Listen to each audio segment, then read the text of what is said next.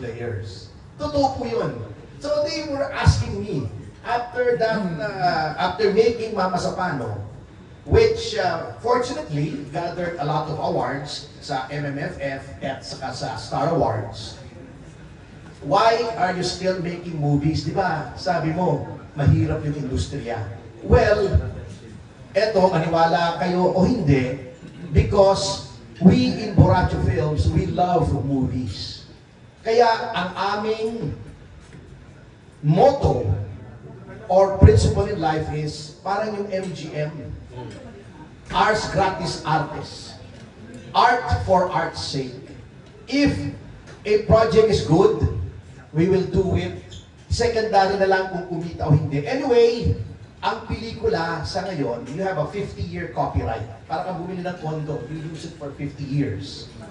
Marami namang platforms ngayon kung saan pwedeng bumawi. Makabawi na lang, hindi na kami humihingi o humahanap ng malaking gross. Why?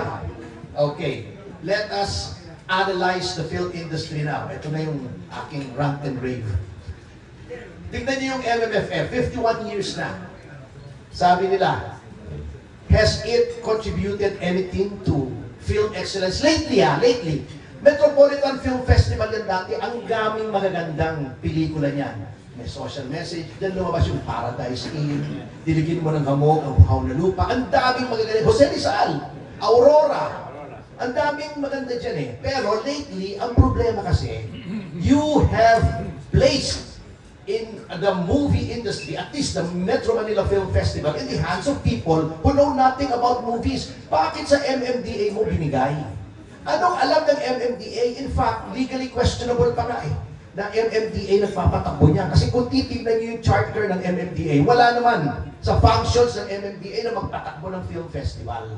Dapat i-reform yan. Lagay niyo sa Film Development Council of the Philippines yan.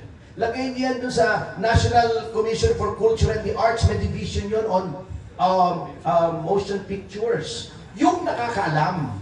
Kasi ang nangyayari pag MMDA, andyan yung local government, ang nangyayari, ang nagiging emphasis, gross. Bakit? Kasi may share yung local government. You are emphasizing gross over greatness. Ano nangyari? Mediocre yung mga resulta na ibang films. This is supposed to be a festival. Uulit-ulitin ko, okay naman, there are films for every taste. May mababaw na film, may malalim na film, okay lang, part of the industry. Pero pag festival, utang na loob naman, give us the best. Kaya nga yung, di ba may mga festival, yung Sundance, Cannes, Toronto, Venice, yan yung mga Big Five film festivals, yung best, not necessarily yung most commercially viable. Ano nangyayari? Kita nyo, itong last MMFF lang. Tatlo lang naman na napanood ko, pero I think that is sufficient to know, to make an evaluation. Maganda yung Call Me Mother. Although, yung story niya, derivative ng ang tatay kong nanay, 1973. O, di ba? Dolphy, Nino Hula, directed by Lino Broca. O, parang yung last film ni Vice, yung And the Breadwinner is derivative ng ano, yung ang higit sa lahat, Rogelio de la Rosa, 1955. Ang lakas kong manood ng pelikula, and I remember them all. Okay na nga na derivative eh. Pero okay, maganda yung acting ni Vice, to be fair. But over Piolo Pascual sa Manila's Finest, no way! No way! No effing way! Oh. Yung Manila's Finest, inignore nila. Bago nung nagrarant ako sa social media, sabi nila, si Piolo nga mismo masaya na nanalo si Vice. Siyempre, nasa industriya siya. Ako outsider. Siyempre, hindi mo pwedeng i-criticize yun. Nasa loob ka eh. Kaming mga luko-luko na gumagawa ng pelikula, on the fringes, kami magsasabi ng totoo. Kaya 51 years na ang MMFF, nasaan ang Palme d'Or mo? Nasaan ang mga trophies mo sa Big Five Film Festival? Sa minor, meron. Paano kang mag-elevate ng taste ng Pilipino if you keep feeding them this thing?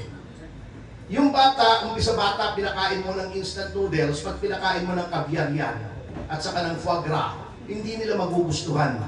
Hindi pwedeng ganun ang industry. Otherwise, of course, there's very little that I can do about it, except once in a while, hanggang kaya ko, dahil hindi naman po itong bread and butter ko, buti kung maraming siraulo katulad ko, na gagawa ng pelikula without regard as to commercial viability, basta maganda, para sa akin, gagawin. But, alam niyo po, di ba sabi sa Biblia, to whom much is given, much is asked. Kung malaking player ka na, katulad ng ginagawa ng GMA7, nag-Jose Rizal sila, ang Viva, magagandang project sila. Aurora was a very good movie. The Leader was a very good movie. Oh, maminsan-minsan meron, Never Not Love You is one of the best movies of the decade. Kaya lang, may responsibility kang i-elevate yung taste. Otherwise, para yung gym ito, malaki katawan ito. Kung puro 10 pounds yung weight mo, hindi nalalaki katawan mo. Kahit masakit, mag 20 pounds ka, mag 30 pounds ka. You have to mold the taste of the public for excellence, which is what we're trying to do. Ibobore ko lang kayo ha. This movie is not just a rom-com. Bigyan nila ako ng 10 minutes. Pagpasensyahan nyo na ha. Kung inyong mamarapatin. Bakit po Spring in Prague? Was that a whimsical choice of title? Hindi po eh. Kasi you have to go into history. Nung ang Czechoslovakia, before the breakup of the USSR, was in the Soviet orbit. Ibig sabihin, parang satellite state yan ng USSR. They control the government of Czechoslovakia. In 1968, because of the oppression of USSR, the people of Czechoslovakia rose up. That was what they called Prague Spring. That uprising was broken up by the USSR by the use of tanks. Kinanyon yung mga tao. Okay, what happened because of that historical experience? Ang Czechoslovakia nag-break up into two. Czech Republic and Slovakian Republic. Okay, Prague ang capital ng Czech Republic. They disbanded the Communist Party because of their historical experience. How does this fit into the movie? This movie is full of symbolism. It's not just a love story. Yung character ni Paulo represents the Philippines, which is a democratic state. Yung character ni Sara Sandeva, Marushka, is the daughter of a person who is very powerful in the Czech Republic. And had the Communist Party not been disbanded, would have been the ruler of that country. So bitter siya.